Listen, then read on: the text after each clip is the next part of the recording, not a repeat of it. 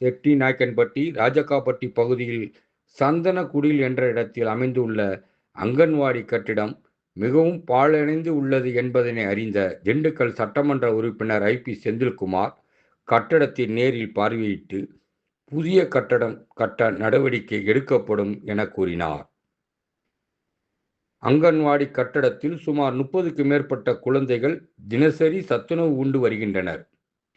இப்பொழுது உள்ள பழைய கட்டிடமும் புதிய கட்டிடமும் மிகவும் மோசமான நிலையில் உள்ளது என்பதனை அறிந்த சட்டமன்ற உறுப்பினர் அதிகாரிகளை உடனடியாக அழைத்து பார்வையிட்டு இதற்கான மாற்று ஏற்பாடுகளை செய்ய உத்தரவிட்டார். அதனைத் தொடர்ந்து அந்த பகுதி மக்கள் வேண்டுகோளை ஏற்று உடனடியாக வரும் சட்டமன்ற கூட்டத்தொடரில் ஒதுக்கப்படும் சட்டமன்ற உறுப்பினர் நிதியில் இருந்து உடனடியாக அங்கன்வாடி கட்டடத்தை இடித்துவிட்டு புதிய கட்டிடம் கட்டப்படும் என பொதுமக்களிடம் உறுதியளித்தார்.